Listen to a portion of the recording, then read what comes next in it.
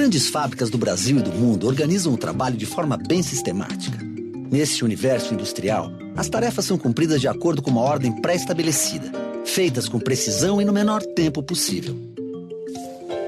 Na produção, seja na fábrica ou no escritório, todo o trabalho é planejado de tal forma que possa ser realizado com o mínimo de perdas e o máximo de rendimentos. Essa forma de organizar a produção é orientada pelas ideias do norte-americano Frederick Taylor, um engenheiro obstinado por resultados e, principalmente, pela melhor forma de realizar o trabalho segundo a sua concepção. Seus objetivos eram claros: diminuir o desperdício de tempo e de material nos processos de trabalho e aumentar a produtividade. Taylor desenvolve a chamada organização científica do trabalho, bem como a seleção científica do trabalho. Essas metodologias se tornaram conhecidas como Taylorismo. Taylor era um engenheiro obstinado por resultados. Trabalhando numa fábrica, ele foi observando que alguns trabalhadores faziam, como ele nomeou, cera no trabalho. Eles não trabalhavam o máximo que podiam, no menor tempo que podiam. Então ele começa a cronometrar alguns trabalhadores até descobrir aquele que fazia a atividade em menor tempo e com maior produtividade. A maneira de organizar o trabalho proposta por Taylor, à época, no início do século passado, ele não se limitava apenas a esse viés de exploração absurda dos meios de produção, sobretudo dos trabalhadores. Ele também introduz nas suas técnicas algumas coisas bastante inovadoras para a época, como remunerar o trabalhador pelo seu esforço direto, que é o princípio básico da meritocracia atual.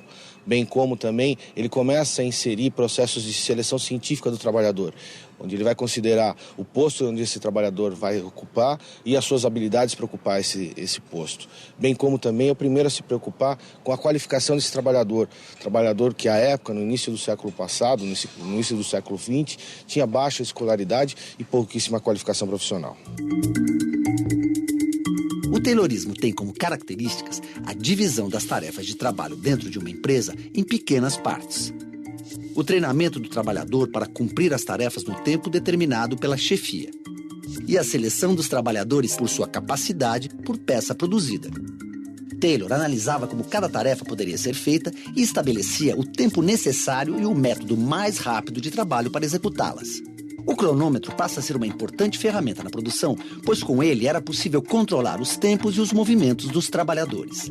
Em troca, pagava-se um adicional por peça produzida ou serviço realizado.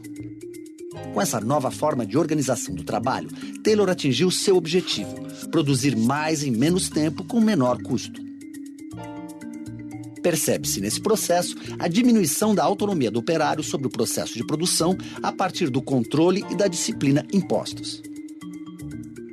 A partir do momento que esse trabalhador não tem mais autonomia para executar a tarefa de acordo com o conhecimento previamente adquirido, e essa tarefa, ao longo do processo de expansão da produção, ela cada vez mais se fragmenta em tamanhos menores, ela é definida em partes indivisíveis, o trabalhador perde o conhecimento do processo como um todo, ao mesmo tempo que ele perde o conhecimento e a autonomia em relação à sua fração, a fração que ele passa a executar. Taylor inicia no início do século XX, uma revolução silenciosa, mas não menos importante para a humanidade.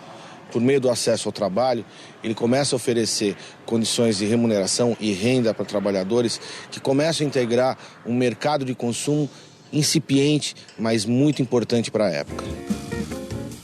A organização do trabalho ganhou ainda mais destaque com outro norte-americano, dono de uma fábrica de carros. Henry Ford se apropriou do princípio de Taylor, implementando a linha de montagem no processo de produção. Afinal, com o aumento da demanda por carros na época, era preciso produzir mais em menos tempo. Com a linha de montagem surge a produção em massa com múltiplas implicações econômicas, políticas e sociais. A linha de montagem se baseia em um princípio. levará o trabalhador em seu posto de trabalho fixo a tarefa a ser cumprida. O tempo para fazer cada tarefa é pré-determinado pela velocidade da esteira rolante. O Fordismo, combinado com o Taylorismo, possibilitou a produção em série a um menor custo, favorecendo o consumo de massa.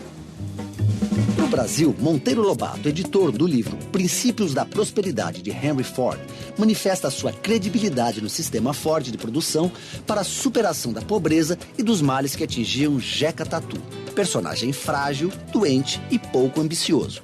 Porém, Lobato não considerou outros aspectos que essa forma de produção trazia, como a concentração da riqueza nas mãos de poucos. A sociedade de consumo, que é embalada aí nesse período aí da industrialização, ela vai vender a ideia de que consumir gera felicidade. Então, as propagandas da época falavam: agora você tem um carro, você vai poder fazer um piquenique. Quem poderia comprar esse carro? Então, o trabalhador da Ford, por exemplo, na época, não podia ser o consumidor daquele carro.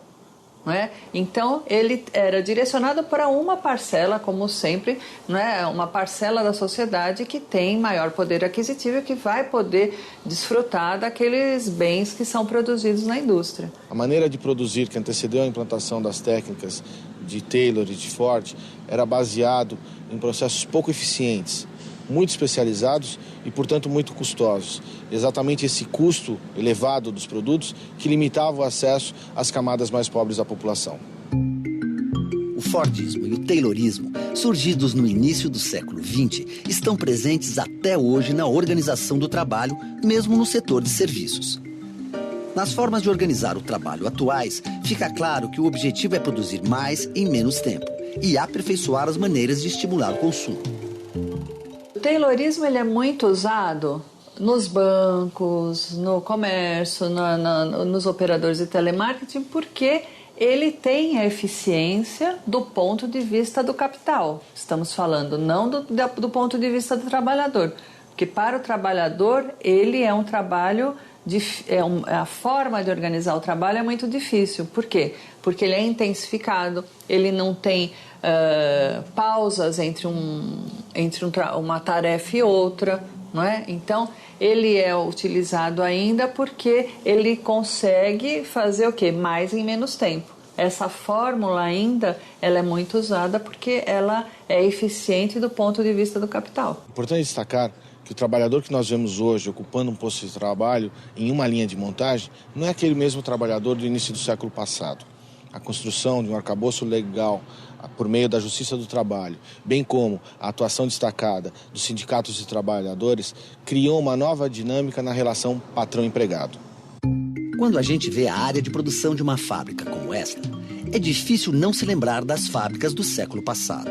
O processo de fabricação obedece ao mesmo sistema que leva o trabalho na esteira até os operários que ficam parados, fazendo apenas uma tarefa. Por trás dos produtos fabricados em série, ainda encontramos as práticas de Taylor e Ford. É importante que cada funcionário fique numa função específica na linha, para que você tenha um melhor resultado, porque primeiro que ao ficar mais tempo ele ganha agilidade naquela atividade, então você consegue um melhor tempo e além disso uma perfeição no resultado do seu produto. A gente tem sempre uma encarregada de produção que é a pessoa que fica acompanhando full time para estabelecer essa cadência, para você ter certeza de que ao final do dia você conseguiu a produtividade esperada. Hoje, mesmo com o avanço tecnológico e novas formas de organização, a pressão por maior produtividade continua. Produzir mais e melhor em menos tempo. Este objetivo permanece, mas o ritmo e a intensidade do trabalho podem afetar o trabalhador de várias maneiras.